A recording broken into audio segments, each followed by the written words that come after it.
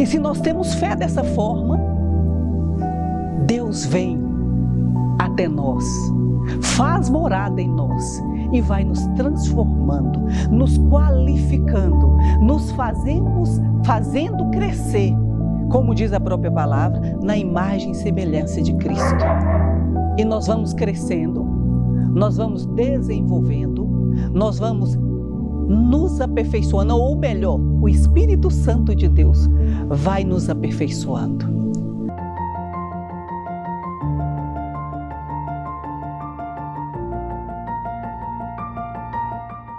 Hoje nós vamos falar da salvação pela graça de Cristo. A salvação veio pela graça. Nós não temos méritos para conquistar a salvação.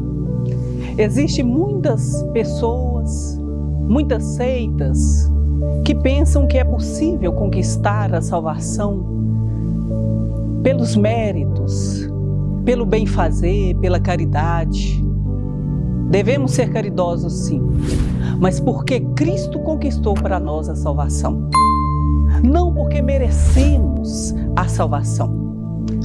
Nós hoje vamos fazer um estudo da palavra de Efésios, capítulo 2, versículos de 1 a 10, que fala que a salvação vem pelo Cristo Jesus. Foi por mérito do Cristo Jesus que nós somos salvos e temos a possibilidade da salvação desde que creiamos nele. No primeiro versículo, fala o seguinte: e vós outros estavais mortos por vossas faltas, pelos pecados. É importante que nós saibamos que na antiga aliança, ou seja, antes que Cristo viesse e morresse por nós na cruz, os sacerdotes ofereciam pelo povo sacrifícios diante do altar. E esses sacrifícios eram de cordeiros e de animais puros, sem mancha, sem mácula. O melhor animal era oferecido ali para a remissão dos pecados daquele povo. Mas, mesmo que o homem se esforçasse muito para que ele fosse merecedor da graça, pela sua limitação, pelo pecado que está na natureza humana, pelo egoísmo, o homem não conseguia chegar a essa elevação. Por isso os sacrifícios. E era uma luta porque eram muitas leis, eram mais de 600 leis a serem cumpridas pelo aquele povo que seguia a Deus. Então, nessa antiga aliança, pode-se dizer que era praticamente impossível conseguir a salvação por mérito, e só tinha uma possibilidade: por mérito. Aí veio Cristo. O Cristo é a nossa nova aliança. Ele se ofereceu a si mesmo como sacrifício agradável a Deus, porque Ele é o Cordeiro imolado, sem mancha, sem mácula. Cristo morreu para nos escancarar as portas dos céus. Então nós adquirimos assim a graça de sermos salvos por Cristo Jesus. É preciso que nós entendamos várias situações. Fala assim, no versículo 2 de Efésios, que cometestes outrora seguindo o modo de viver deste mundo, do príncipe da potestade, do ar, do espírito que agora atua nos rebeldes. Ou seja, o nosso modo de ser é um modo de ser egoísta, é um modo de ser normalmente mundano. As nossas preferências, elas são egoístas, nós somos rebeldes por natureza. A partir do momento que nós aceitamos essa aliança da graça, né? Vivendo pela graça, nós nos aproximamos de Cristo e pela fé nós somos salvos. E aí começa a acontecer em nós uma transformação. E essa transformação, a gente pensa assim, mas será que eu vou conseguir? o tempo todo ser bom o suficiente. Não, nós não vamos conseguir. Mas pela graça, Deus sempre vai nos acolher e vai trabalhar em nós para que possamos ser cada vez melhores. Então, nós devemos lembrar que quando Deus olha para nós, não é a nós que Ele vê o próprio Cristo, que se coloca na brecha, ou seja, que se coloca entre Deus e nós. E quando Deus olha para nós, Ele vê o próprio Cristo, puro e perfeito. Então, nessa fé, nós vivemos, crescemos e nos aperfeiçoamos. No versículo 3 fala assim, também nós todos éramos deste número, quando outrora vivíamos dos desejos carnais, fazendo a vontade da carne e da concupiscência. As vontades da carne não é só uma questão de paixões sexuais, é a cobiça pelas coisas materiais, a cobiça por bens, a necessidade de se impor com as pessoas, de tentar ser melhor que os outros, de querer se sobrepor, né? Não é ilusão de que existe alguém que é melhor que o outro, mas para Deus isso não existe. Deus é amor, Deus é bondade e Deus nos vê numa lente que os homens não nos vê. Deus te vê numa lente que ninguém vê. Quando Ele olha para você, Ele vê o Cristo e vê seu coração. Então, é interessante que nós saibamos, né, que a partir desse momento que Cristo veio, que Cristo se ofereceu como cordeiro sem mancha e sem mácula, nós recebemos a graça. E se nós cremos, aproximamos dele e a nossa vida se transforma. Mas Deus, que é rico de misericórdia, Deus Pai, que é rico de misericórdia, impulsionado pelo seu grande amor com que nos amou tanto, né? Quando estávamos mortos, em consequência de nossos pecados, deu-nos vida juntamente com Cristo. Então a nossa vida, ela foi ressuscitada com Cristo. Porque Jesus, ele morreu para vencer a morte. Quando Jesus desce, né, a mansão dos mortos, vamos dizer assim, né? Quando ele desce a mansão dos mortos, ele desce para que todo homem que tinha morrido antes dele, depois dele, durante o tempo dele, possa ter a possibilidade de ressuscitar, reviver e ter uma vida nova em Deus. Então, esse é um grande amor do Pai. O Pai nos ama infinitamente. Por isso, Ele teceu esse plano grande de amor, né? Que jamais poderíamos alcançar tão grande graça por nós mesmos, pela nossa inteligência, pela nossa capacidade, pelas nossas lutas, pelas nossas batalhas. Então, Deus conquistou para nós, por misericórdia infinita, por bondade, por amor a cada um de nós.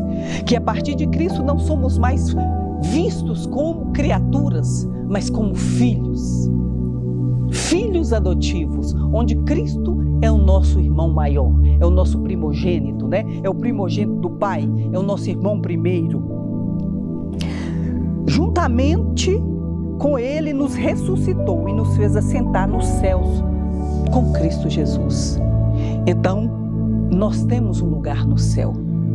Ele está falando aqui, São Paulo está falando nessa carta, que Deus fez com que nós assentássemos no céu com Cristo Jesus. Aí você fala assim, mas então todo mundo está assentado no céu com Cristo Jesus? A partir da sua fé, mediante a graça que Cristo nos proporcionou, mediante a fé. Isso quer dizer, é necessário que tenhamos fé. É necessário que nós tomamos posse dessa palavra. É necessário que nós vivamos de acordo com essa palavra. Aí você poderia dizer para mim, mas olha, então basta ter fé e viver de qualquer jeito? Não. A partir do momento que você tem fé, que você crê que Cristo morreu por você, que Ele deu essa possibilidade de você tomar posse da graça e receber a salvação para sentar no céu com Cristo, com Ele, você se transforma, você se deixa transformar. Isso não acontece de um dia para o outro, isso não acontece de uma vez, isso acontece durante a sua vida de fé, durante a sua busca. É necessário que nós entendamos uma coisa muito importante, né? Que a fé, ela tem que nos trazer ações de acordo com essa fé que nós temos.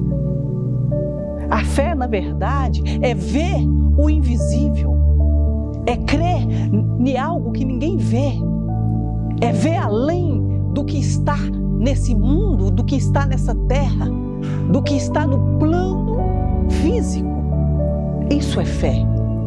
E se nós temos fé dessa forma, Deus vem até nós, faz morada em nós e vai nos transformando, nos qualificando, nos fazendo crescer, como diz a própria palavra, na imagem e semelhança de Cristo. E nós vamos crescendo, nós vamos desenvolvendo, nós vamos nos aperfeiçoando, ou melhor, o Espírito Santo de Deus vai nos aperfeiçoando pela nossa busca, pela nossa fé e pela graça de Deus, né? Mas segundo a palavra, basta que eu tenha fé em Cristo, que eu vou receber a salvação, que a graça vai me ser dada, é verdade, mas eu não terei qualidade de vida se eu não tiver uma busca e permitir que Cristo viva em mim, para que Ele possa combater em mim o que me deixa para baixo, o que não me deixa ser pleno. Porque, como eu disse antes, Jesus veio para que tenhamos vida e vida em abundância, e aqui mesmo, não só num plano depois que passarmos desta vida para outra vida, mas aqui, agora, nesse tempo, nós podemos ter vidas plenas a partir da nossa fé, a partir das nossas atitudes, a partir da forma que vivemos e que permitimos que o Espírito Santo trabalhe em nós.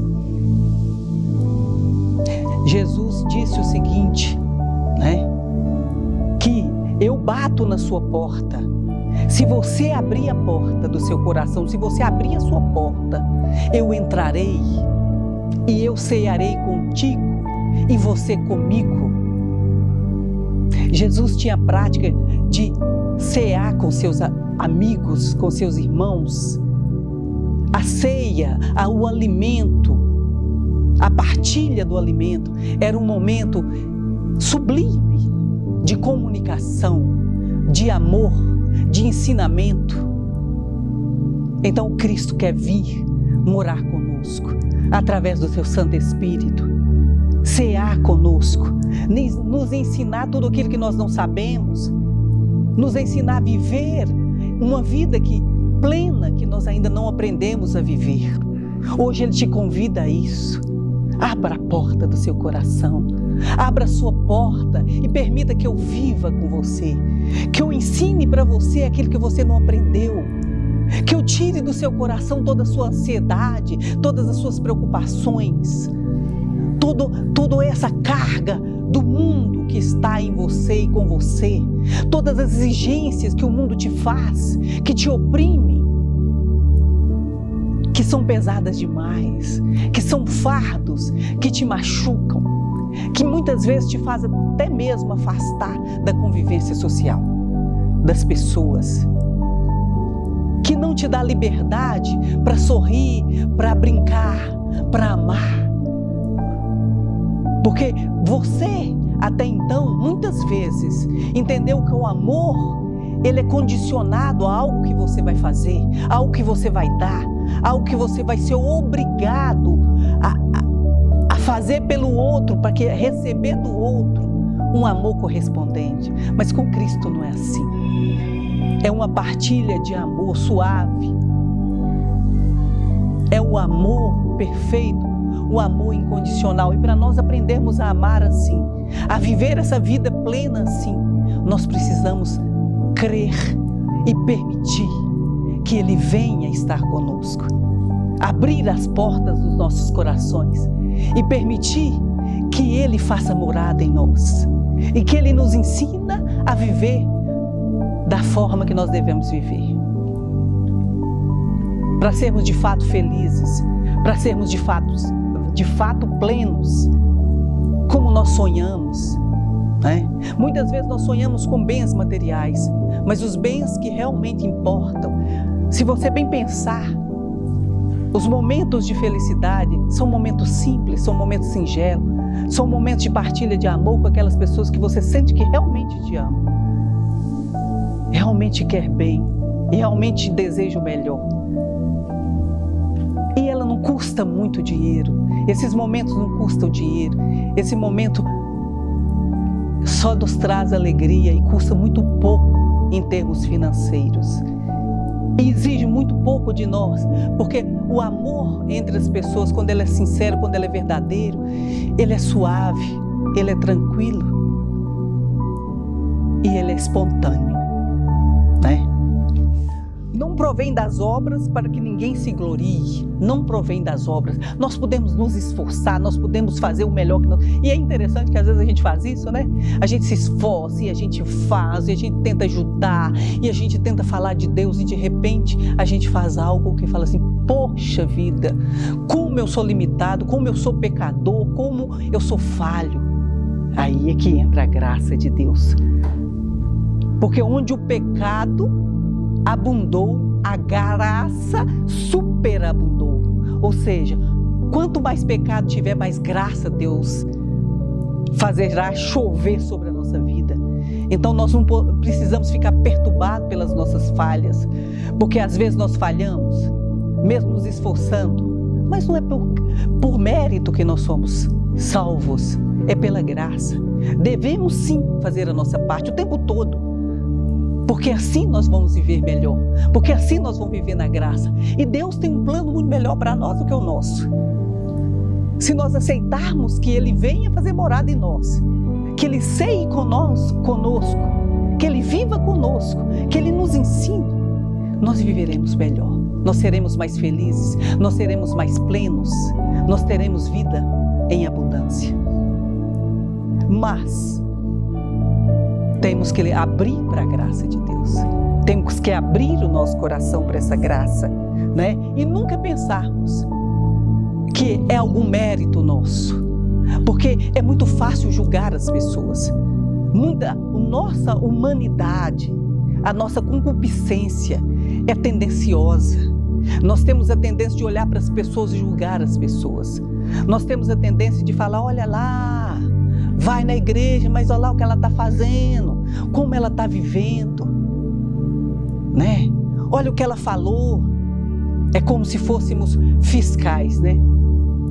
Mas a verdade é que se fôssemos julgados pelos homens, condenados nós estaríamos com certeza. Nós não somos julgados pelos homens. Nós somos abraçados por Deus. Nós recebemos a graça de Deus, tomamos posse dela, vivendo com ela cada dia. Que Deus vai nos aperfeiçoando. Ele vai trabalhando em nós. E nós vamos percebendo o que está falho em nós. E nessa luta do dia a dia, nós vamos nos tornando melhor. Pela graça de Deus. Pela graça de Deus. Somos obra sua. Criados em Jesus Cristo para as boas ações. Nós somos obras de Deus, criados em Jesus Cristo para as boas ações, Então, nós somos criados para ser bons, para fazer coisas boas, e é por isso que às vezes a consciência, né, não nos deixa em paz, é por isso que muitas pessoas não dormem em paz, porque ela é criada para fazer algo bom e às vezes não está fazendo o que é bom.